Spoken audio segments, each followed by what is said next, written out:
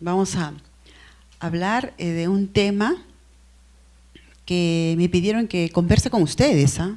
No que converse con ustedes, un tema pues que tenemos que ver mucho con la parte nuestra como personas, la parte nuestra, cómo nosotros trabajamos con los pacientes que nos llegan a la emergencia, qué tanto damos de nosotros, hablar un poco de la moral, ¿no?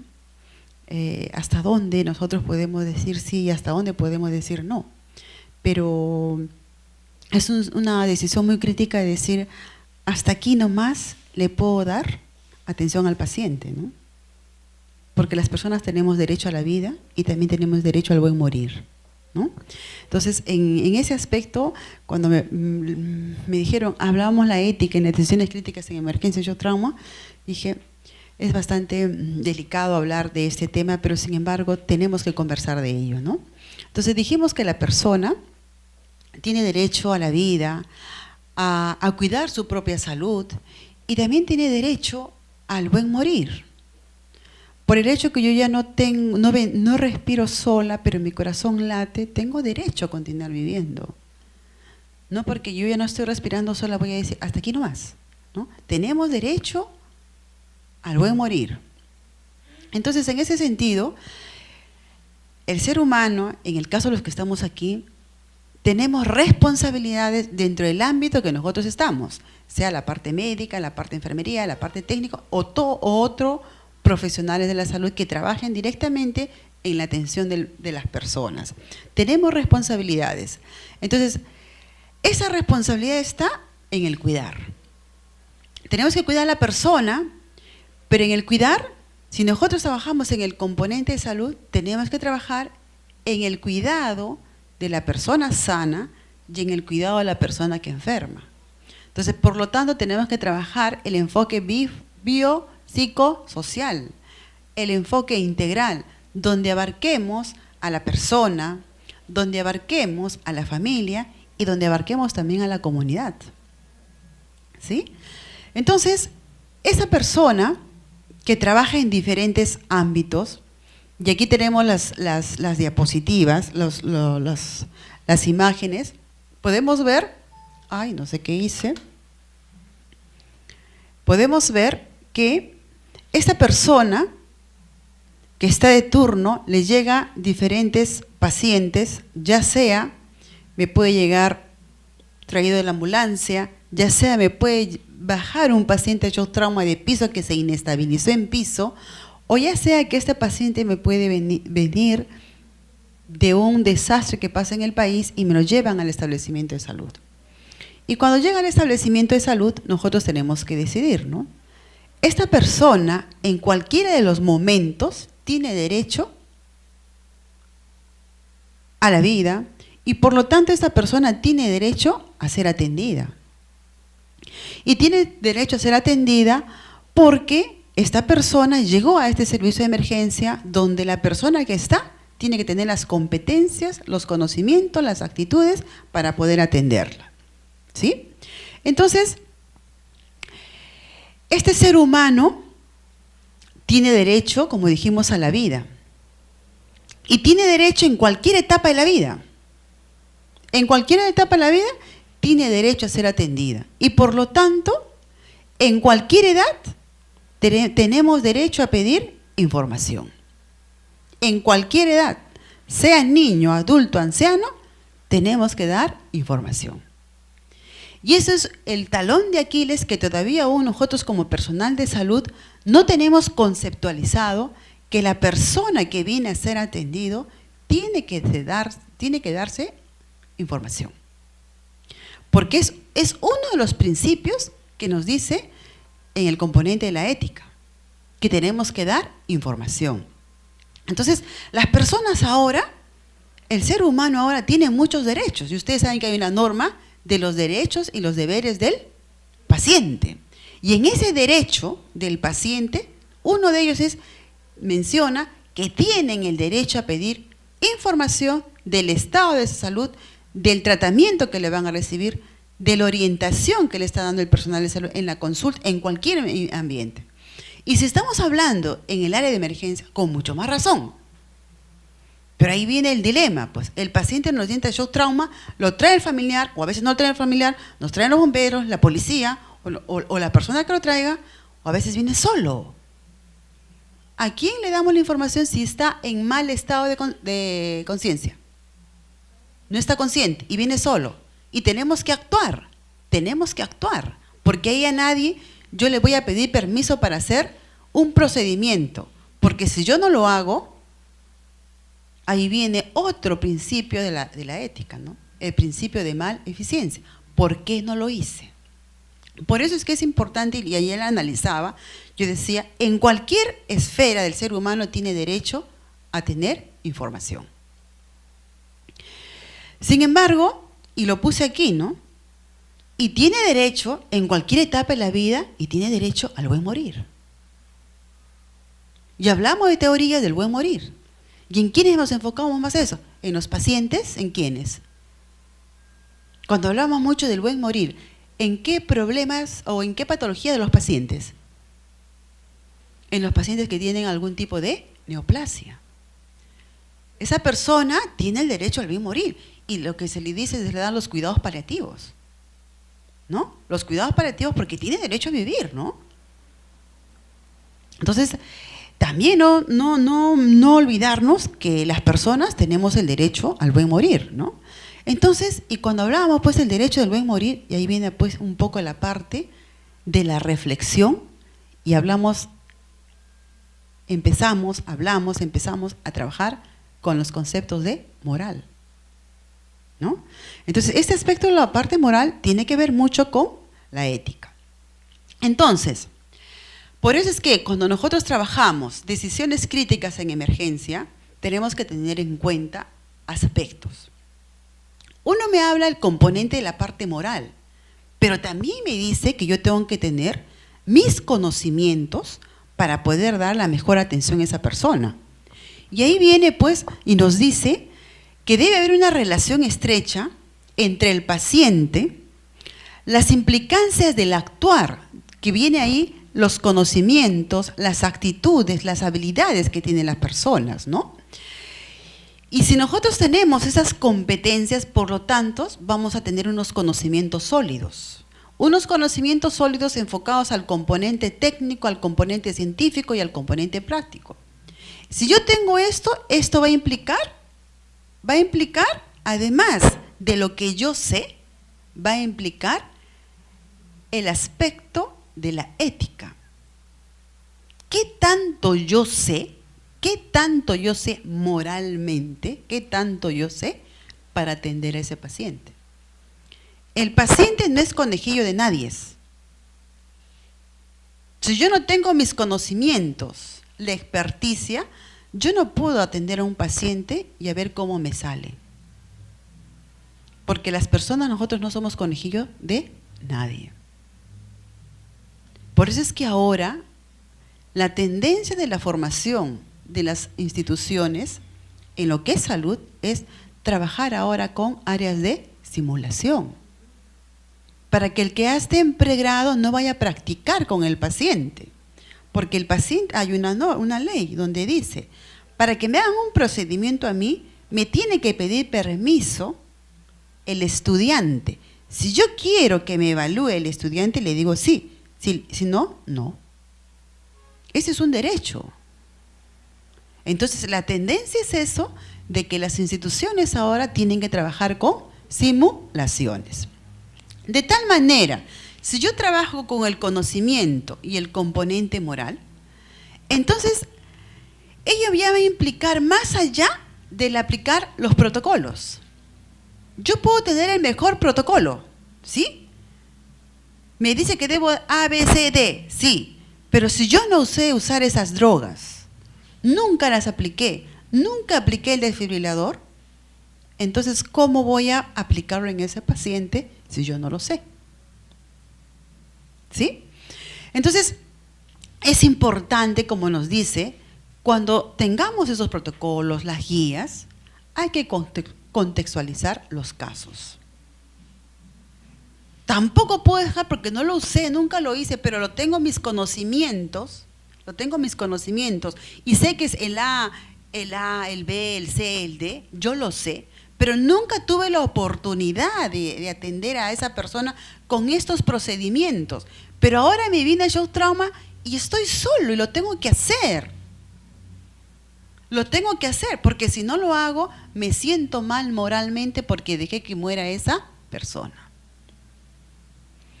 Bien, entonces es importante, señores, tener el conocimiento. Yo tengo el conocimiento, no pude haberlo aplicado en una persona porque no tuve la oportunidad, pero si tengo mis conocimientos, eso me va a permitir que ese paciente o esa persona se salve. Y ahí viene pues lo que hablamos, ayer revisaba y viene unos nuevos, dice la valoración moral. Bien, entonces todos los profesionales de la salud deben de tener o tienen estos conceptos, porque llevan en los cursos de pregrado, lo que es cursos, llevamos cursos de ética, llevamos cursos de bioética, ¿no? Y decimos, ay, tanto la ética, qué aburrido. Sí, pues, nos tienen que dar, porque tenemos que tiene que haber un espacio donde a nosotros nos hagan reflexionar qué queremos y qué estamos haciendo, tanto por nosotros y qué estamos haciendo con la persona que yo voy a prestar atención.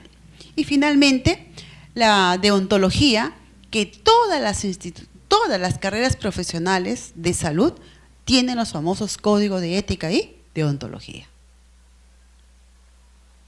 Bien, entonces, ¿qué es la ética? Ya sabemos, ¿no? La disciplina que se ocupa de la conducta humana, ¿sí? Y que esta ética está dirigida directamente a la persona, cómo nosotros actuamos, cuáles son nuestros sentimientos que tenemos, ¿no? Y este concepto de ética viene pues de nuestros antepasados, ¿no? Viene de la conceptualización griega, ¿qué significa pues ética? ¿Qué expresa, no? El comportamiento de la persona. ¿Y qué es bioética? Porque hablábamos los tres conceptos. ¿Qué es la bioética? Son reglas que aplicamos el valor, la moral, a los problemas en el cuidado. Entonces, hemos hablado de la ética, que tiene que ver el comportamiento de las personas. La bioética nos dice que tiene que ver con las reglas del valor, la moral, a los problemas que se presentan en el cuidado. Y finalmente, ¿de dónde obtenemos los principios, los valores bioéticos? Miren, ve. El aspecto moral nos dice, nos va a apoyar mucho en las decisiones éticas. ¿Cómo quiero tener un examen de 18 o 20 cuando yo realmente no he venido a escuchar las clases? ¿Se dan cuenta? Y ya sé por dónde iba enfocada lo que decía la señorita que dirige acá el curso, ¿no? Entonces, ¿cómo quiero yo llegar a un puesto, a un primer puesto, cuando realmente no tengo las competencias que debo tenerlas? Y ahí viene pues los valores morales.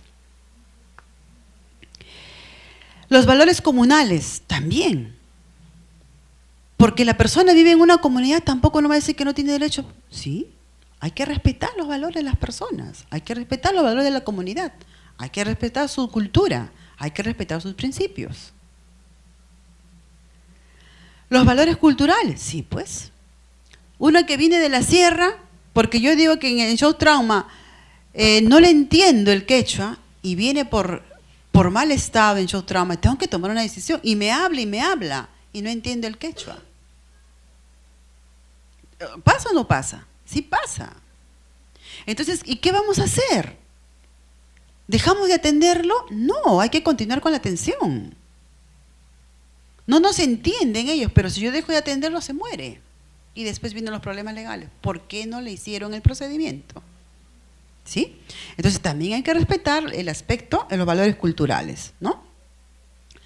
Y finalmente, todo lo que hemos mencionado los tres, tiene que ver mucho con los valores del paciente, y que es el aspecto más importante. Y yo siempre digo, si no hubieran pacientes, no tendríamos trabajo, que no debería ser eso, ¿no? No deberíamos permitir que lleguen pacientes al shock trauma en mal estado general, cuando realmente en el centro de salud pudieron haber orientado mejor cómo cuidar la salud en la población. Y lamentablemente en nuestro país estamos pues en esos pininos de fortalecer la promoción de la salud. Otros países ya tienen muy bien fortalecida. Entonces llegan a las shock traumas menos pacientes. Y los que llegan son pacientes que pueden sobrevivir. Pero en nuestro país llegan pacientes recontra mal a shock trauma, que por más la decisión que tomamos moral todo, el paciente no se recupera. La bioética, dijimos, ¿ya? Pero también podríamos decir, hay diferencia, cuando hablamos de la bioética, de la ley y la religión. ¿Sí? Las leyes son rígidas y me dicen la ley, usted tiene derecho a recibir 5 pensiones en el mes. El paciente tiene derecho a recibir atención las 24 horas del día. El paciente tiene derecho de ser atendido en el área de emergencia. El paciente tiene derecho, prioridad 1, a shock trauma. La ley es la ley y yo tengo que aceptarlo. ¿Sí? Pero en el caso cuando hablamos de bioética, tenemos que tomar decisiones, pero la bioética nos permite ser más flexibles. Porque estamos entrando a hablar del componente de la moral de la persona. Yo como persona, como personal de salud, y el paciente también. ¿Sí? Entonces, es un método, dice, en emergencia, un método para decidirse, es hacer un plan para una acción inmediata. Viene mi paciente en shock trauma en mal estado general, hago mi plan. Y escuchaba que hablaban del ABC, las atenciones que tenemos que hacer, los factores de riesgo, hago un plan. ¿Cuál es mi primera intervención en shock trauma que va a permitir que ese paciente viva? Le tengo que salvar la vida. Pero yo no voy a poder en shock trauma salvarle los problemas crónicos que ya trae, pero le tengo que salvar la vida. ¿Sí? Entonces, esa es la flexibilidad que me permite hacer la bioética. En cambio, la ley no. ¿Lo haces o no lo haces? En cambio, la bioética es flexible. ¿Lo hago hasta qué punto? No lo hago, ¿por qué? Y ahí vienen pues las reuniones que hacen la parte de las juntas médicas para ver si ese paciente continúa con ventilador o ese paciente pasa a otro procedimiento. Entonces acá tenemos la bioética, dice, no basada en una sola religión, ¿no? Y acá tenemos el gran problema del aspecto religioso, ¿no? Y ustedes saben, ¿qué personas tenemos problemas cuando el paciente ingresa y queremos hacer un procedimiento y hay la religión que no les permite?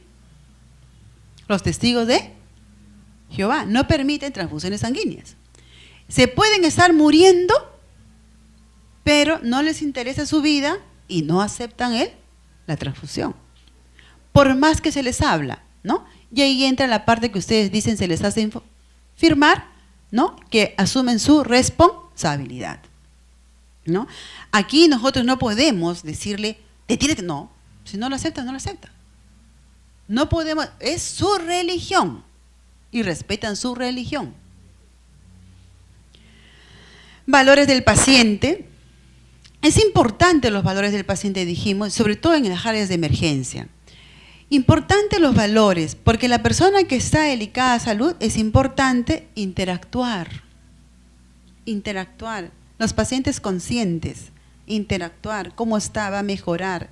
El paciente inconsciente, pero lo último que pierde la persona es la audición. Ellos escuchan, ustedes no han escuchado que el paciente dice, yo escuchaba cuando estaba mal, yo dormía, yo escuchaba que ustedes decían, este paciente no hay que hacer nada porque se va a morir. Y el paciente se recuperó. Si ustedes leen artículos de investigación, sobre todo en enfoque cualitativo, la mayoría de los pacientes que están en situaciones críticas mencionan, los que se recuperan, mencionan eso, ¿no?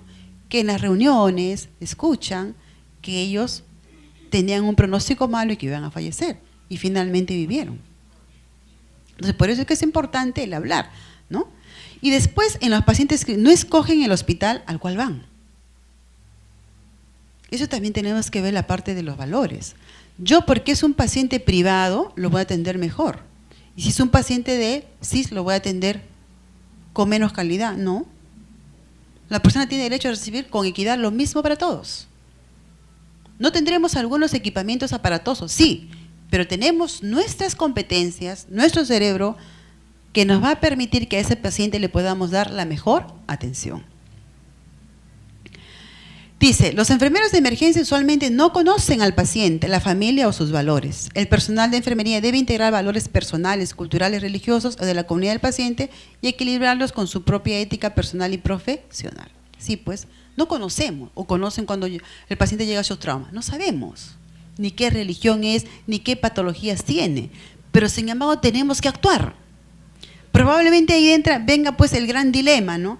Si es un paciente que lo trae y es testigo de Jehová y viene sangrando, mal estado, hipotensión, hace hipovolemias y nosotros pasamos paquetes globulares y el paciente no lo permite porque su religión no le permite. ¿Pero sabemos nosotros? No. Pero le salvamos la vida. Yo me siento bien porque le salvé la vida, moralmente. Pero el paciente no se siente bien porque su religión no le permite transfusiones sanguíneas. Pero le salvamos la vida. Y él tiene un derecho a la vida. Hay dos conceptos que siempre lo mencionan, profesionalismo y ética, ¿sí? Ya dijimos que la ética ve los valores, incluye la parte de relaciones familiares, la comunidad y los mismos personal de salud, ¿sí? Por lo tanto, ¿qué obligaciones tiene el personal de salud? No solamente la enfermera, el personal de salud. Uno de nuestros principios es salvar vidas. ¿Qué más? Aliviar el dolor y el sufrimiento. Un paciente que tiene un pronóstico malo, yo no puedo dejarlo de lado sin darle atención.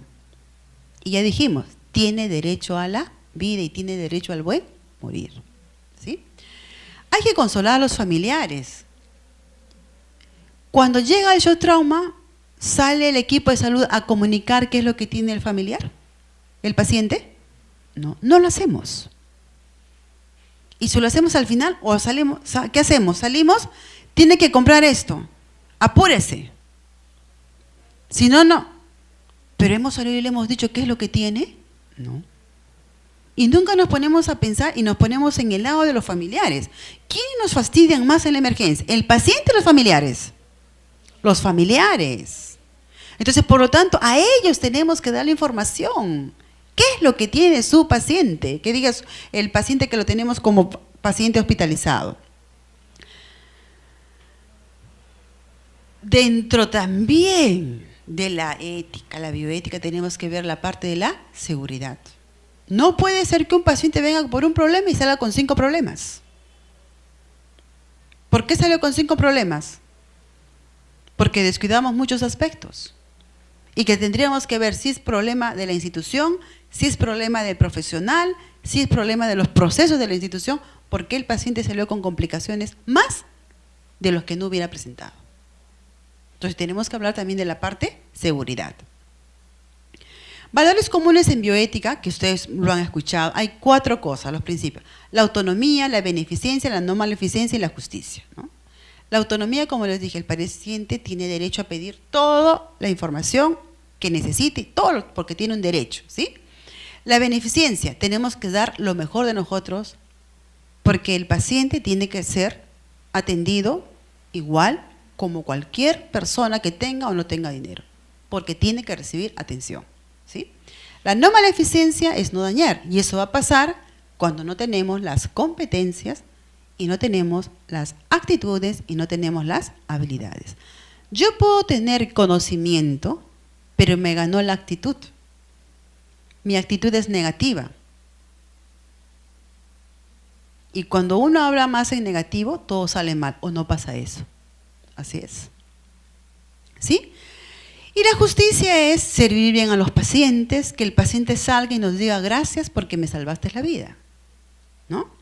¿Y qué alicientes cuando uno está hospitalizado o ya se va a su casa y nos dicen gracias por atenderme, ¿no? Uno se siente agradecido. No sé si les pasa a ustedes, pero como que sienten una tranquilidad interna, una paz, porque lo ven al paciente que salió caminando cuando lo vimos que estaba muy mal. El paciente que sale y nos da las gracias es el paciente que valoró nuestro quehacer. El paciente que sale y no da las gracias es paciente que nunca quiere regresar al hospital porque fue mal atendido. ¿Sí? También hay que tener en cuenta la veracidad, ¿sí? Hay que comunicar lo que tiene, hay que comunicar lo que le vas a hacer, comunicar lo que no se le debe hacer, ¿no? El paciente que no recibe información de lo que tiene es el paciente más angustiado. Es el paciente que día a día no duerme porque no sabe qué es lo que tiene. Entonces nosotros tenemos que decir lo que va, lo que tiene, cómo va progresando, si mejora o no mejora. Tiene que saberlo. Peor es que vive en la angustia de que no sabe qué es lo que tiene. La confidencialidad, ese es un aspecto que no hay que olvidarlo. Si el paciente tiene A, eso es para nosotros. No tiene por qué enterarse el paciente B, el paciente de su compañero que está al costado, no tiene por qué enterarse el familiar que lo viene a visitar de otro ambiente. Esa es la confidencialidad. Tanto para la atención para el paciente, como también en el trabajo que tenemos en el equipo de salud. Tiene que haber una confidencialidad, nadie tiene por qué enterarse el uno del otro. A cada uno se le da su información para cada uno. Si me pasó un error, queda para mí y para el equipo con el que hemos trabajado. El paciente no tiene por qué enterarse del error que hubo. Tiene que enterarse de las cosas buenas que hacen ustedes. ¿De qué depende brindar cuidados éticos? Va a depender mucho de la motivación, el juicio que ustedes tengan y la empatía. La empatía a veces falla mucho en nosotros. Cuando no me cae un paciente, yo le doy duro. Le doy duro. Señora, póngase así, lávese, báñese. Y el paciente siente y manifiesta. Con esa señorita que está de turno tal, no me quiere porque me trata mal. En cambio, cuando usted viene, me trata con todo el amor. Y eso es cuando no nace una empatía. ¿No les ha pasado eso? Este paciente no me cae, muy reclamón, decimos, ¿no? Entonces, debemos comprender que solo estamos a cargo de los pacientes en forma transitoria. No somos eternos y los pacientes son transitorios, no van a ser eternos, ¿sí? Entonces, esta responsabilidad no nos otorga ningún poder sobre ellos y sus familiares. El hecho de que el paciente esté a cargo de nosotros no nos da ningún poder a decidir por ellos. Hay que asumir el cuidado de la familia como parte del rol para lograr comunicación efectiva, la familia que se sienta bienvenida, hay que pensar en eso. Y hay un problema, el dilema ético. Y el dilema ético es cuando no sabemos qué hacer.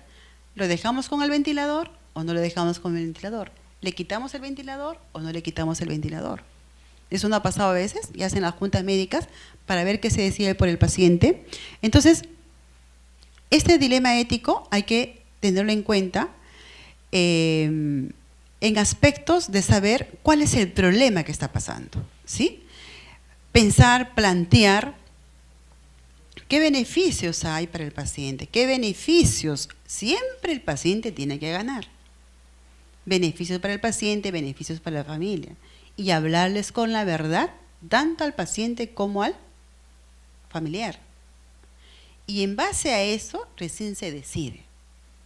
No podemos imponer al paciente, no podemos imponer al familiar, porque ambos tenemos que hablar con la verdad y ahí viene el punto de la conciliación. Señora, le vamos a hacer esto para esto. No podemos decir, señora, ¿sabe qué? Se le va a quitar el ventilador porque ya no lo necesitamos. No, tampoco lo voy a permitir yo, porque mi familiar tiene derecho a la vida. Hay que actuar.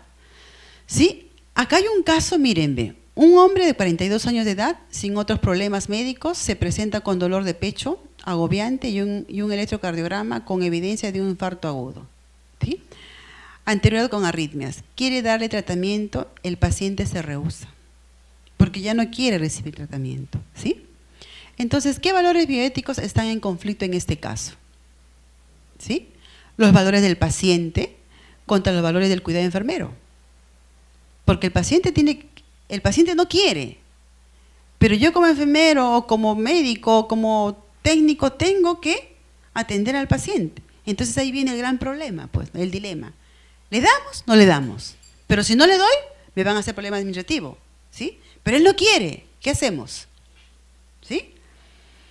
Autonomía del paciente con la beneficencia del cuidado enfermero. Él decide que no quiere. Pero yo tengo que cumplir la beneficencia de salvarle la vida a esa persona. ¿Sí? ¿Tiene el paciente capacidad para hacer decisiones? Sí. Porque él decide por él. ¿Comprende las opciones? Y también va a depender cómo le presentamos las opciones al paciente, cómo le planteamos estas opciones. Los riesgos, el estado de conciencia, la edad, los riesgos que implica, los beneficios que va a tener este paciente, ¿no? Y aquí, finalmente, tenemos que decidir lo que al paciente le va a beneficiar. Siempre va a ser lo que le va a beneficiar al paciente, ¿no? Porque no podemos tomar, le vuelvo a repetir, una decisión porque nosotros le vamos a imponer. Si hacemos eso, ahí nos vienen los famosos juicios, porque estamos imponiendo algo que él no quiere, ¿sí? Bien. Aquí eso lo dejamos. Acá hay otro caso de una persona que estuvo mucho tiempo sin parada respiratoria, pasa por unos procesos y la paciente se recupera después de 9 años. Después de 9 años de haber estado en ventilador mecánico. La sentencia del juez, dice la Corte Suprema de Nueva York, sugiere para resolver asuntos de ese tipo consultar al comité de pronóstico que establezcan las posibilidades razonables de recuperación del paciente. ¿Sí? Funciones del comité de ética, que evaluaron la parte educativa, ¿sí? La parte consultiva y evaluaron la parte normativa. Para evaluar a ese paciente por qué se le iba a quitar el ventilador cuando realmente a los 9 años la paciente le quitaron el ventilador. Y nosotros seguíamos protocolo. Entonces decía, ¿dónde está su protocolo que dice que se debe quitar el ventilador? Por eso es que ahí viene importante los documentos normativos, los procedimientos que hacen en los hospitales, manual de procedimiento, las guías, los protocolos, porque todo eso se revisa cuando entra el comité de ética. Para reflexionar, dice, asumir un rol de compromiso personal y profesional, el que será manifestado por el interés que tiene, por las opiniones y valores de las personas y el reconocimiento con profundo respeto, mantener la dignidad, los valores y sus derechos a la que pueda verse comprometida, aceptar su autonomía del paciente, respetar las creencias religiosas. Bien, entonces yo he tratado de hacerlo más pequeño, pero sí lo único que les puedo pedir es que en emergencia es duro a veces que nosotros querramos aplicar algo cuando no lo querramos hacer. Pero hay decisiones que tenemos que hacerlas porque si no las hacemos nos vamos a sentir mal. No hice y pensar que si yo hubiera hecho eso, y no nos ha pasado, si yo hubiera hecho eso, ese paciente se salvaba. O si le hubieran puesto eso, ese paciente se salvaba. Entonces, nosotros mismos debemos evitar de irnos a casa con ese clip aquí en mi cerebrito diciendo, si yo hubiera hecho esto, no se hubiera muerto el paciente. Porque indirectamente también eso nos afecta al aspecto psicoafectivo como personas. Y nos vamos generando cada mes estrés en nosotros mismos. Y ese estrés, como va avanzando, nos va agotando. Entonces, por eso es bueno también conversar, hacer desmovilizaciones en las instituciones donde trabajan ustedes, con el grupo mismo, comentar, ¿no? Ahí vienen los comentarios, ¿no? ¿Qué hiciste? ¿Por qué lo hiciste? Porque también eso nos sirve las experiencias, ¿bien? Entonces, con eso, muchas gracias, chicos.